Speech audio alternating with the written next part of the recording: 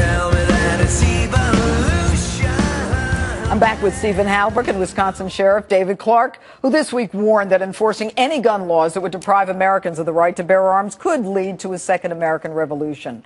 Sheriff, you've been very vocal, and by the way, I absolutely agree with you. If you wait for 911, then shame on you. You've got to arm yourself and defend yourself once you educate yourself. But what's this whole idea of a second revolution? Where's that coming from? Well, the question was, would I participate in assisting the feds coming into states and going into homes and taking everybody's gun away? And I said, I would not be a part of something like that. And I said, one of the reasons is I wouldn't want to get shot, because the American people are only going to put up with so much before they push back. And I said, if the feds tried to do that, disarm this country, I said, you would see an uprising and maybe a version of the second American Revolution because of that. Just read the Declaration of Independence. It's right in there. So it was talking about the feds coming in and going into homes.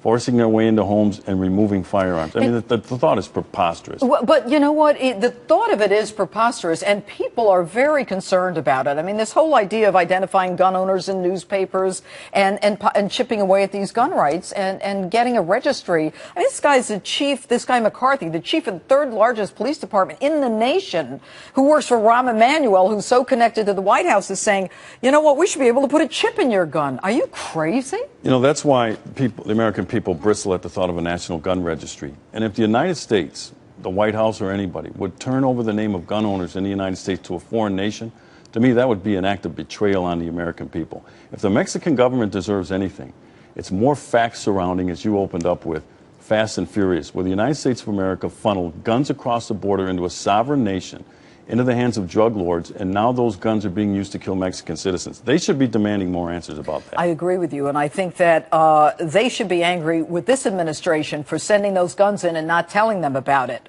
all right, because their people were murdered as well. But let me go to you, Stephen Halbrook. I mean, you're the constitutional expert here. In Mexico, lawmakers are actually considering asking the United States to provide a registry of all gun owners in the border states, California, New Mexico, Arizona, and Texas. Their reasoning is claiming that it'll make tracing guns used in violent crimes easier. Talk to me. Registration is prohibited by U.S. law. It's been for a long time. Our first law prohibiting registration was passed right before World War II because we saw the experience of Nazi Germany, Soviet Russia. Registration means confiscation. The Firearms Owners Protection Act, signed by President Reagan, prohibits registration. The background check system prohibits it because we don't want a system in our country where all the citizens their names and identities are given to the government. And can you imagine turning this over to the Mexicans? You've already got members of the Mexican police and military selling their guns to drug traffickers. What are they going to do next? Organize burglary rings to go into the border states? Well, that is exactly the argument. Here's where the guns are. Go get them. But Sheriff, yes. Let me go back to you. The McCarthy, you've got 25 years. You're a homicide detective. You've been elected 3 times as sheriff. I mean, you've been around the block. You know the drill.